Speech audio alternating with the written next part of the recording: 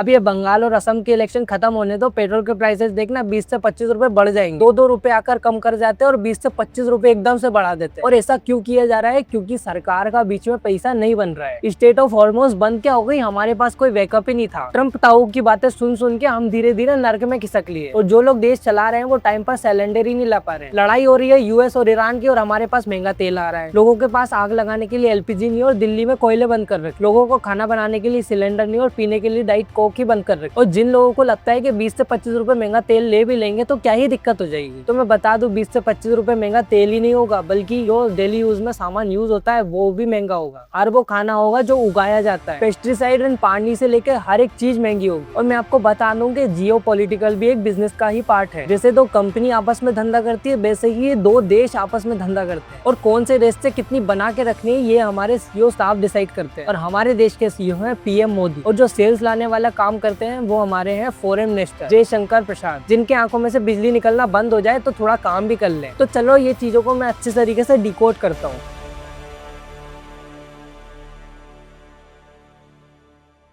सबसे पहले एक चीज समझो कि जो पूरी दुनिया है वो इंटरडिपेंडेंट। हम लोग चावल ज्यादा बनाते हैं, हम बाहर एक्सपोर्ट कर देते हैं चावल को। जिन कंट्रीज के पास तेल ज्यादा है वो हमको तेल बेच देती है। हमारे पास वीट ज्यादा है तो हम उनको वीट बेच देते हैं। ऐसी वर्ल्ड में कोई कंट्री नहीं है जो सेल्फ सफिशिएंट हो। तो हर कंट्री एक दूसरी कंट्री के साथ ट्रेड करती है ताकि वो स्टेबल रहे। अब ये ट्रेड रॉ मटेरियल्स के अंदर भी हो सकता है और रेडीमेड गुड्स के अंदर भी हो सकता है। रॉ मटेरियल मतलब कोई क्रूड ऑयल भी हो सकता है या अर्थ मिनरल्स भी हो सकते हैं। जैसे रेडीमेड गुड्स हो गए, जैसे हमारे पास जितनी भी इलेक्ट्रॉनिक्स आइटम है, फोन, मोबाइल, टीवी, ये सारी चाइना से इंपोर्ट हो। तो हम लोग क्या कर रहे हैं, उनसे सामान इंपोर्ट कर रहे हैं। और ये सब जो चीजें हैं वो कंट्री लेवल पे ऑपरेट हो। और जैसे हमारे नॉर्मल बिजनेस को प्रॉफिट एंड लॉस के हिसाब से ऑपरेट करते हैं, वैसे कंट्री के हिसाब से होता है सरप्लस। एक टर्म होती है सरप्लस और एक टर्म होती है डेफिसिट। फॉर एग्जाम्पल वर्ल्ड में सिर्फ दो ही कंट्री एग्जिस्ट करती है। एक कंट्री एग्जिस्ट करती है इंडिया और दूसरी कंट्री एग्जिस्ट करती है चाइना। इंडिया क्या करती है, चाइना को 100 रुपए का सामान बेच देती है और 60 रुपए का खरीद लेती है। चीज में अगर ज्यादा डिफरेंस आ गया, मतलब सरप्लस ज्यादा हो गया और चाइना के लिए 40 रुपए डेफिसिट में आ जाता है, मतलब एक तरीके से लॉस बोल सकते हो। और सेम ऐसे अगर हम चाइना से 100 रुपए का सामान खरीदते हैं और 60 रुपए का बेचते हैं तो 40 रुपए हमारा डेफिसिट हो जाता है। तो आई थिंक तुम समझ गए होगे। तो कोई भी देश को अगर तरक्की करनी होती है तो वो सबसे ज्यादा एक्सपोर्ट करना चाहिए। जैसे फॉर एग्जांपल इंडिया के अंदर चीप लेबर एक्सपोर्ट किया जाता है। यूएस, ऑस्ट्रेलिया, कनाडा जैसी कंट्रीज हमारे लेबर को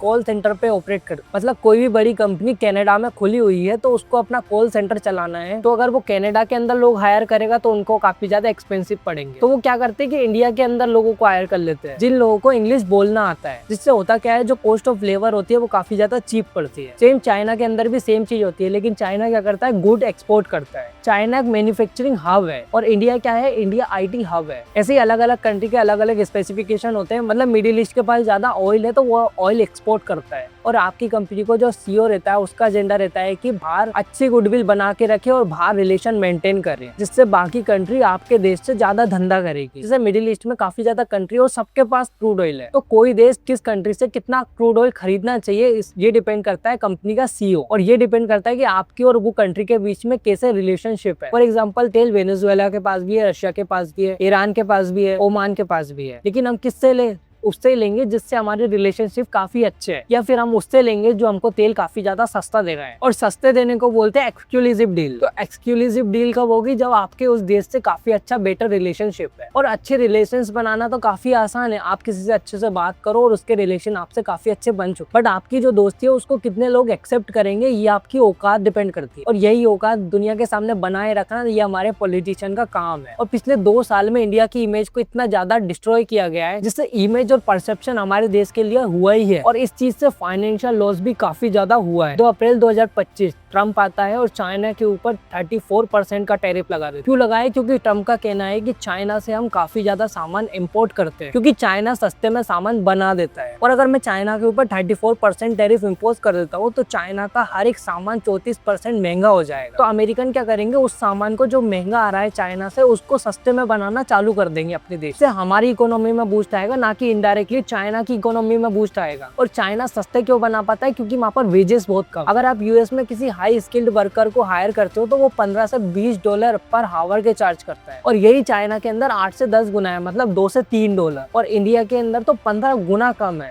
और यही लो वेजेस कंट्रीज की कैपेसिटी बताता है कि आपके अंदर ग्रो करने की कितनी कैपेसिटी है। As compare to US, China के अंदर लेबर कॉस्ट काफी ज्यादा कम है। सेम चीज इंडिया के अंदर भी लेबर कॉस्ट बहुत ही ज्यादा कम है और इंडिया के अंदर भी पोटेंशियल बहुत ज्यादा है और ये पोटेंशियल यूज करने के लिए हमारा नेताओं का काम है। तो जैसे यूएस चाइना के ऊपर 34% का टैरिफ इम्पोज करता है, वैसे ही चाइना भी सेम 34% का टैरिफ इम्पोज कर देता है यूएस के खिलाफ। कि ऐसा ही थोड़ी ना तुम लोग हमसे सामान खरीदो, हम भी तुमसे सामान खरीद रहे हैं। और इसके बाद चाइना क्या करता है, चाइना कंप्लेन फाइल कर देता है WTO को, जिनको WTO का मतलब नहीं पता, वर्ल्ड ट्रेड ऑर्गेनाइजेशन, जो भी ग्लोबल ट्रेड किए जाते हैं उसके एज अ रूल बनाते हैं ये W। ट्रम्प देखता है कि चाइना 34% का टैरिफ लगा दिया हमारे ऊपर, ये 145% का टैरिफ लगा देते हैं वापस। बदले में चाइना क्या करता है, 125% का टैरिफ लगा देता है। एकदम बच्चों की तरह लड़ रहा है। यूएस वापस से 245% का टैरिफ लगा देता है। बट ये लोग आपस में क्यों लड़ रहे हैं, इस चीज को ध्यान से समझो। यूएस चाह रहा है कि जो चाइना से सस्ता सामान आ रहा है वो महंगा हो जाए, इसके वजह से जो कंपनी चाइना से सामान बनवा रही है वो महंगी हो जाए, वो यूएस के अंदर बनवाना चालू हो जाए। बट चाइना यूएसए से भी काफी ज्यादा सामान खरीदता है, तो उसने यूएस के सामान को महंगा कर दिया। तो जो चाइना के अंदर इम्पोर्टर्स है वो यूएस से सामान मंगाना बंद कर देंगे। तो जो चाइना के इम्पोर्टर्स थे वो यूएस से सामान मंगाते थे और चाइना के इम्पोर्टर्स यूएस से सामान मंगाना बंद कर देंगे। तो एक तरफ से यूएसए को प्रॉफिट तो होने लग जाएगा, लेकिन दूसरी तरफ देखो तो उसको लॉस भी होगा। तो ट्रेड को फेयर करने के लिए दो देश आपस में लड़ते हैं, तो बाद में न्यूट्रल हो जाते हैं कि चलो यार कोई टैरिफ नहीं लगा। लेकिन जिस टाइम यूएसए ने चाइना के ऊपर टैरिफ लगाया था, उस टाइम इंडिया के ऊपर भी टैरिफ लगाया था और इंडिया ने उस चीज का रिएक्शन कैसे दिया, चुप रह के। इंडिया ने कोई भी तरफदारी नहीं करी। 2 अप्रैल 2025 को डोनाल्ड ट्रंप ने इंडिया के ऊपर 26% का टैरिफ लगाया था। उसके बाद 1 अगस्त को 25% का टैरिफ लगा दिया। बट 6 से 7 अगस्त के बीच में यूएस ने 25% और टैरिफ लगा दिया। पता है क्यों?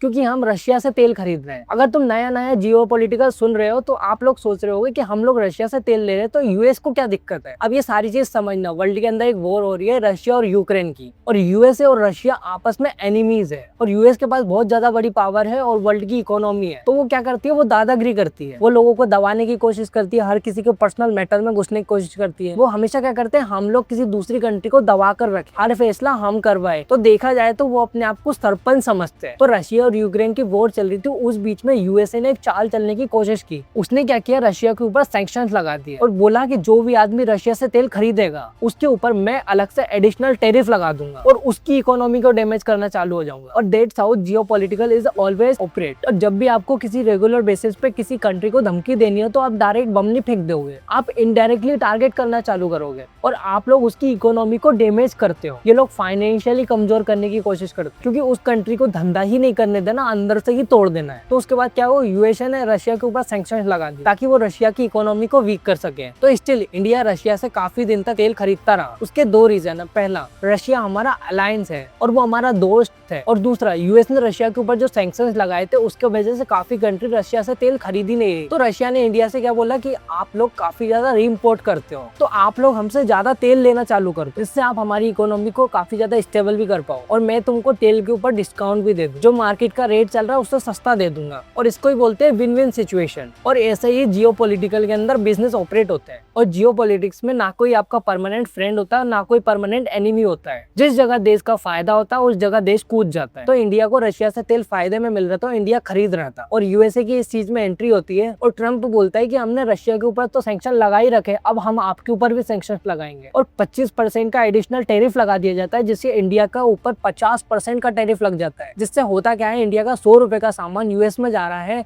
तो वो टैरिफ लगने के बाद 150 रुपीज का हो जाए, क्योंकि 100 रुपए का सामान है और 50 रुपए गवर्नमेंट खुद ले रही है। जिससे होगा क्या, इंडिया का सामान यूएस में काफी ज्यादा महंगा हो जाएगा। हम लोग चाइनीज प्रोडक्ट को इसलिए इंपोर्ट करते हैं क्योंकि चाइना काफी ज्यादा चीप मार्जिन में देता है। अगर इंडिया के अंदर सामान सस्ता बनना चालू हो जाएगा तो हम चाइना से क्यों ही लेंगे। और जिस टाइम यूएस ने इंडिया के ऊपर टैरिफ लगाया था उस टाइम इंडिया शांत था, और उसका रीजन एक बार समझ आ भी रहा था, क्योंकि यूएस एक बहुत बड़ी ग्लोबल जाइंट है और उससे लड़के चीजों को खराब करना काफी ज्यादा गलत चीज है। क्योंकि हम इंडियंस के पास जितनी भी पॉपुलेशन है वो सारी निकम्मी पॉपुलेशन, क्योंकि इंडिया के 80 करोड़ से ज्यादा लोग फ्री में रोटियां तोड़ रहे हैं, क्योंकि आपको उन लोगों का टेक केयर करने के लिए पैसा चाहिए। क्योंकि यूएसए एक लौता देश है जिसके वजह से इंडिया सबसे ज्यादा सरप्लस में रहता है। एक बार ये ग्राफ देखो, 2024 में इंडिया ने एक्सपोर्ट किया है $77.52 बिलियन का सामान और खरीदा है उनसे सिर्फ $42 बिलियन का सामान, जिसका मतलब होता है $35.52 बिलियन का सरप्लस होना। और पिछले साल 2025 में इंडिया ने यूएस को एक्सपोर्ट किया है 86 बिलियन डॉलर का सामान और इंपोर्ट किया है 45 बिलियन डॉलर्स का सामान। और 2025 में 41 बिलियन डॉलर का हमने सरप्लस गेन किया। और वो एक ऐसा देश जो सबसे ज्यादा बड़ा ग्लोबल जाइंट सुपर पावर भी है और एक ऐसा देश जो बहुत ज्यादा पावर भी होल्ड करता है और हमको उससे प्रॉफिट भी बहुत ज्यादा होता है। और अगर उसने हम पे टैरिफ लगा दिया तो थोड़ा बहुत बिजनेस को इफेक्ट पड़ेगा, देखते हैं बाद में।